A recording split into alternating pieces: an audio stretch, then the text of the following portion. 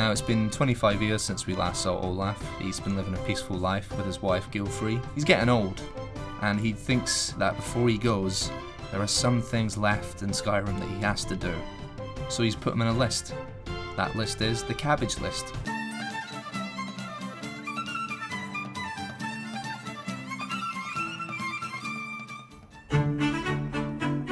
Hello and welcome to episode 2 of the Cabbage list. Now, on the way to the next thing on Olaf's list, he spots a dog in the distance and it runs away from him, so he gives chase.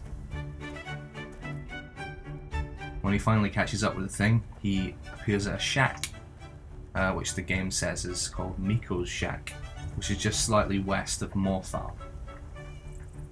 Inside he finds the dead body of a Nod, one of his Nod brothers, and a journal that explains that rock joint, one of Skyrim's many exotic diseases, has claimed his life, leaving his poor dog alone in that shack. Now, luckily, one of the things on Olaf's Cabbage list was to get a new dog after the sad death, accidental death, of his dog Cabbage, so this is the perfect opportunity to rescue this little fella from a lonely life next to his dead former master. And so he drops a Cabbage and takes the pooch with him, naming him Cabbage 2.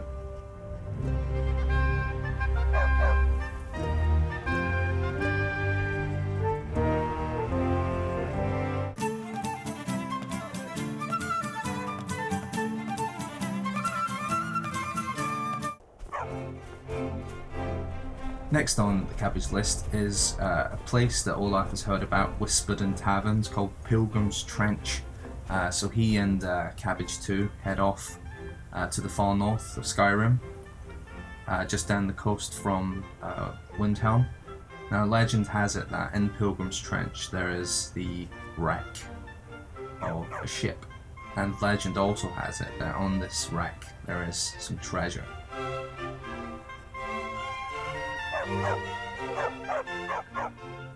So Olaf strips down. He strips down a lot in the Cabbage list. Takes an elixir of water breathing, which gives him a minute of underwater breathing, which should be enough to get down there. And so he plunges into the murky depths of the Sea of Ghosts. There's a lot of shattered, ruined ships down here, lots of driftwood, and while he's down there he catches some salmon for dinner. Why not? Now, the biggest wreck looks like it might be where this treasure is. So Olaf dives into the biggest wreck and he finds a chest. And there's some alright loot in there, nothing to write home about, but it was all about the experience. Who knows whose ship that was and whether they escaped or not? It's a mystery, never to be solved. Olaf emerges back to the surface just in time.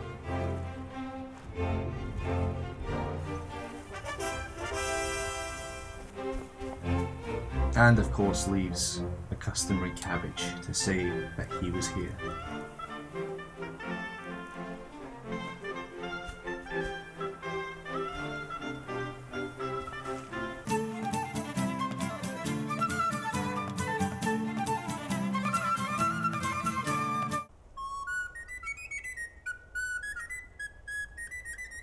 Olaf and Cabbage 2 continue their journey, and the next thing on Olaf's Cabbage list is a waterfall.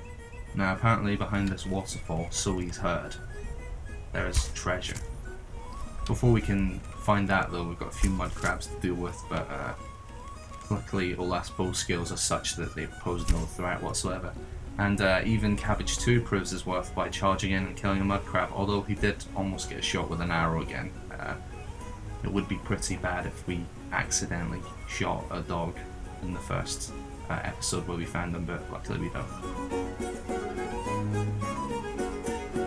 Pretty impressive waterfall. There are bigger ones in Skyrim, but they do not all have treasure behind them, so Olaf charges in fully clothed. There's been enough nudity in this series so far, and goes to find the treasure. And, well, there's a tiny little lockbox which has a gem in it. Well, treasure's treasure. That's another thing striked off the cabbage list, and he drops a cabbage into the water.